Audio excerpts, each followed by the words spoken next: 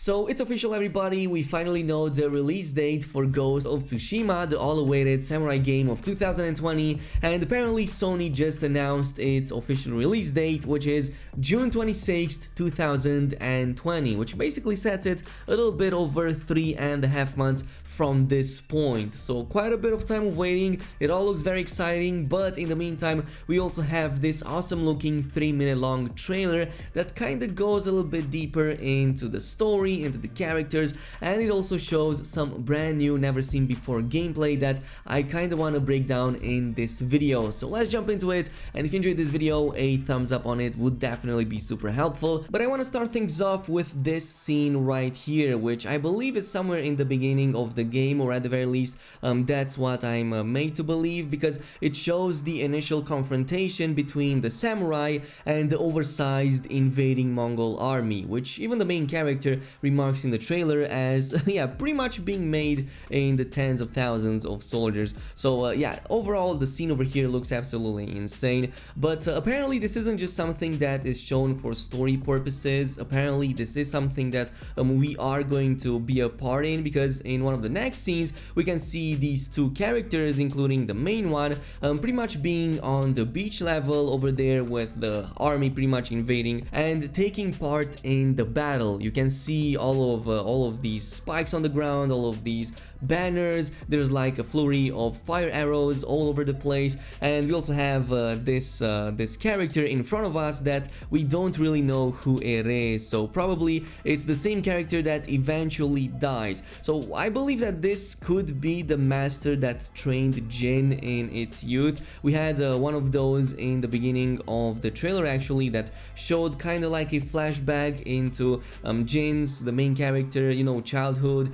with the training with his master and all of that, and then it immediately jumped into the fight. So I believe that what we're seeing here is exactly that. We're seeing Jin pretty much being led by well, his former master, but eventually he apparently meets his demise at the hands, or well, in this case at the sword of the Almighty Khan. So this looks like something that would start up the game and set the pace of everything that is going to unfold later on, which honestly gets me really excited because it looks really nice. But later on there's a scene that kind of gets me thinking. So apparently Jin is over here on the ground trying to grab his sword. All of the other samurai are dead around him, and there is somebody behind him trying to pretty much attack him with a sword. Now the question that I have here is, how did he actually manage to escape this attack? Like, did he manage to grab the sword in time and actually parry that attack, or was somebody there to help him and maybe even facilitate his escape? Maybe even a character that later on dies in the same scene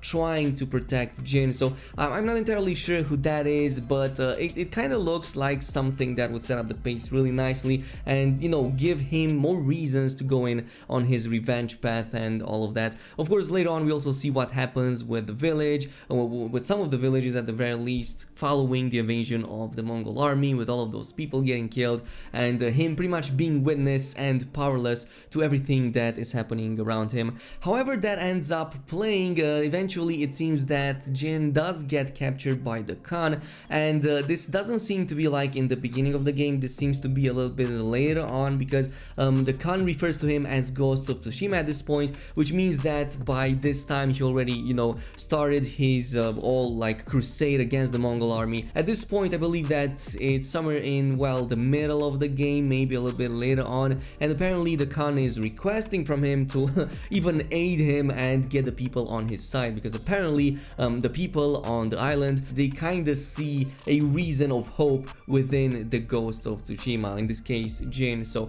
it's really interesting to see how this unfolds, because the story definitely seems compelling and something that I'm probably going to enjoy quite a bit. But what I enjoy even more is this fighting scene right here. Of course there's many fighting scenes that have been shown, not that many new mechanics over there. There's, you know, a mix of sword fighting, a mix of stealth takedowns and all of that, but generally speaking it looks, you know, better than ever. I'm especially loving these, you know, slow time executions on the enemies. Of course the agility of the character seems to be a huge and important deal in the overall game. There's at one point the character grabs himself with a grappling hook over a tree, so a tree branch at the very least, and he uses that in order to propel himself himself right here on one of these roofs. So it kind of looks like something that we will use quite a bit. Apparently it's something that is going to play a huge role. It's not something new, of course we saw this in previous gameplay trailers,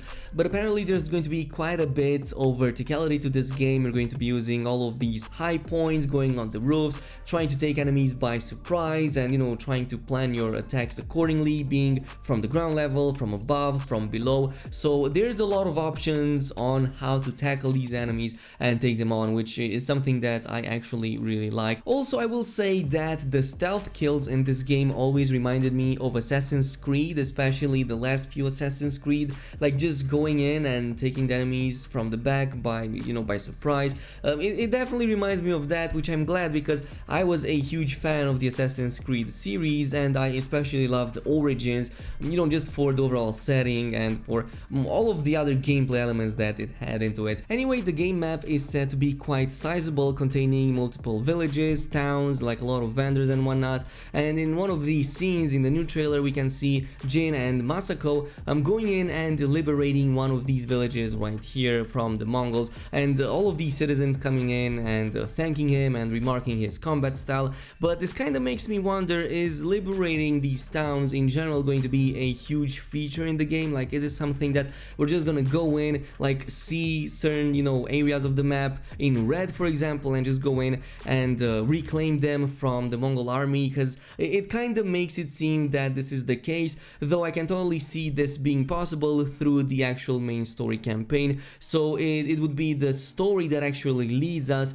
to liberating these towns and doing these main story missions in order to achieve that. So I'm not entirely sure if this is like a free or hands-off approach that the player can do at any time, or is it something that the game kind of forces you into and makes you do it. So it's really curious to see which one of these is, because I would definitely love if we had complete freedom over which of these villages to free and in what order to free them in the first place. And yeah, the trailer really does a good job at showing just how big the map actually is. I mean, one of these scenes right here just shows a huge forest area with the big castle over there in the background, and these awesome looking rain storm effects going on, which I really dig. I mean, this is one of the most cinematic games I've seen so far, and the graphics look absolutely impressive for just a PS4 game, but it does look like something that is going to be rather massive. It does look like something that is going to take quite a bit to traverse,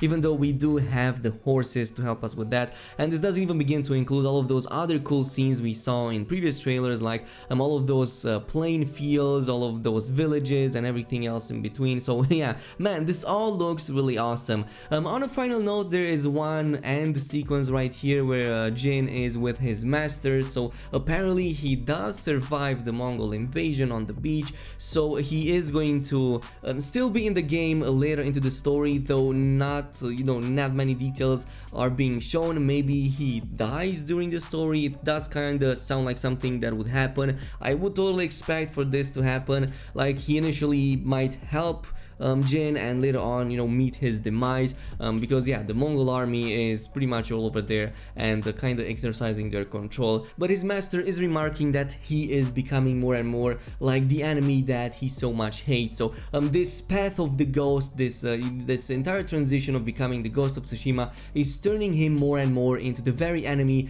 that he has vowed to take down. So this sounds very interesting. Even he admits that honor is long dead, and all is left is for him to take down the Khan and finally liberate his people. So it looks very awesome. Again, Sucker Punch, again with a really awesome, cool looking game.